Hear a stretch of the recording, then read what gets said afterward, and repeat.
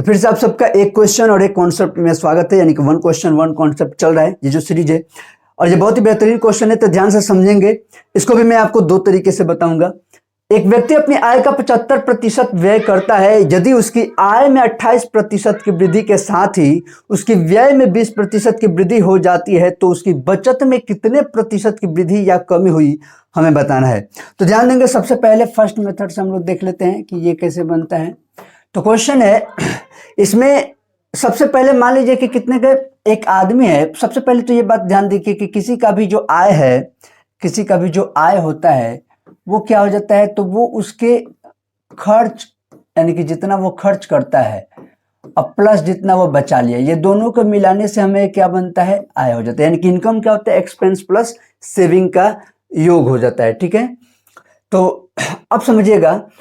अब कहता है कि एक व्यक्ति अपनी आय का 75% व्यय करता है। यानी कि मान लीजिए कि एक आदमी जो है वो अगर 100 रुपये कमाता है, जैसे कि मान लेते हैं कि क्या कर रहा है, 100 रुपये अगर वो कमाता है तो इसका 75% खर्च करने का अर्थ है कि 100 का 75% तो 75 ही होता है, यानी कि 75 रुपये वो खर्च करता है। अगर 100 में 75 रुपये खर्च कर देता है तो बचाया कितना, तो उसने बचाया 25 रुपया, क्योंकि इतना कमाया इतना खर्च कर गया तो 25 रुपये बच गया।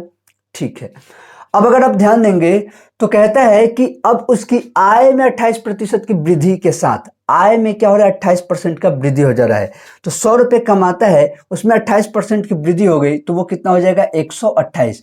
क्योंकि अगर यहाँ पे ध्यान देंगे तो इसका जो है ना 100 का जो 28% अगर आप निकालेंगे तो वो 28 रुपया ही होता है। तो 100 में 28% जोड़ दिए तो ये कितना हो जाएगा, 128 रुपये हो जाएगा।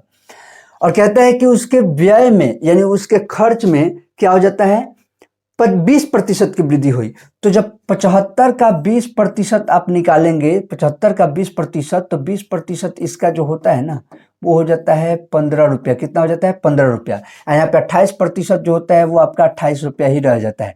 तो 75 का 15 रुपये में जब ऐड करेंगे तो ये आपका हो गया 90 रुपया। तो अब बताइए कि नया इनकम उसका हो गया 28 रुपये, 128 रुपये वो कमा रहा है, उसमें से उसने 90 रुपये खर्च किए। तो 128 कमाया, 90 रुपया खर्च कर गया, तो बचा कितना, तो यहाँ पे आपका बच गया कितना, 38 रुपया। यानी कि खर्च कितना, बचत कितना हो गया, 38 रुपया। इस हिसाब से देखिए, 100 रुपया कमाया, 75 रुपया खर्च किया तो 25 रुपया बचा। 128 रुपया कमाया, 90 रुपया खर्च किया तो कितना बच गया, 38 रुपया बच गया। ठीक है, अब समझेंगे। तो पूछता है कि बचत में कितने प्रतिशत की वृद्धि या कमी हुई। सबसे पहले 25 बचता था, अब 38 बचा, ये तो कंफर्म हो गया कि वृद्धि हुआ है। कितने प्रतिशत का, तो 38 में से 25 जब आप माइनस करेंगे, जब आप 38 में से 25 को माइनस करेंगे तो बाबू आपका आ जाएगा 13 रुपया। अब हमें यही बताना है कि ये जो 13 रुपया है ये कितना प्रतिशत बढ़ा है। तो भाई किस पे बढ़ा है, पहले 25 रुपया का सेविंग होता था तो 25 पे ही ना काउंट करेंगे, और परसेंटेज निकालने के लिए गुने 100, प्रतिशत में आंसर आ जाएगा। 25 से 100 कटाए 4 बार में, 13 चौके 52% आपका राइट आंसर वृद्धि हुआ। 52% कमी नहीं, क्योंकि 52 यहाँ भी है, 52 यहाँ भी, वृद्धि हुआ, यानी कि ऑप्शन ए आपका राइट आंसर हो जाएगा। लेकिन इसी को सेकेंड मेथड से जब हम लोग देखते हैं तो सेकेंड मेथड में क्या हो रहा है, सेकेंड मेथड में कुछ अलग नहीं हो रहा है, बस बात ध्यान देंगे। उसने कहा कि 100 रुपया कमाया कोई और अपना 75 रुपया खर्च कर रहा है, तो बचा कितना था उसका, 25 रुपया बच रहा था। यहाँ तक तो बात सेम है। अब सीधे जो उसने कहा कि उसके इनकम में 28% की वृद्धि हो गई, यानी कि 100 का 28%, 28 रुपया हुआ, तो सीधे हम सिर्फ 28 रखें। और कह रहे हैं कि उसके व्यय में 20% की वृद्धि हो गई, तो 75 का आप 20% जब निकालेंगे, 20% को हम 1/5 लिखते हैं, वैसे आप मन में ही 15 रुपये निकाल सकते हैं, या 20/100 भी निकालेंगे तो भी हो जाएगा, आप जैसे निकालें। तो 15 × 50 तो 15 रुपये होते हैं।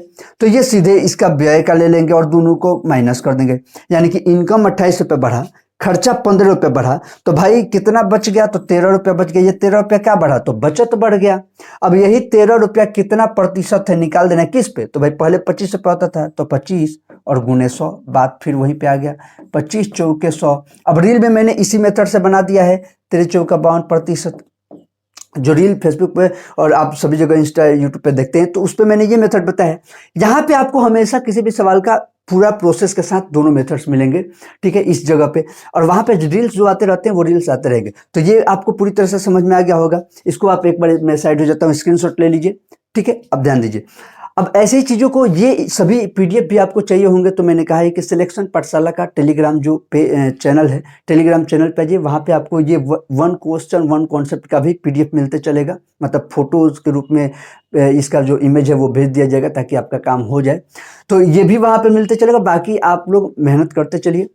हम लोग जो लॉन्ग लाइफ सिलेक्शन पाठशाला पे अपने शुरू करेंगे यूट्यूब चैनल पे, वो जल्दी मैं अनाउंस कर दूंगा। तो मिलते हैं फिर नेक्स्ट वीडियो में, तब तक के लिए जय हिंद, जय भारत।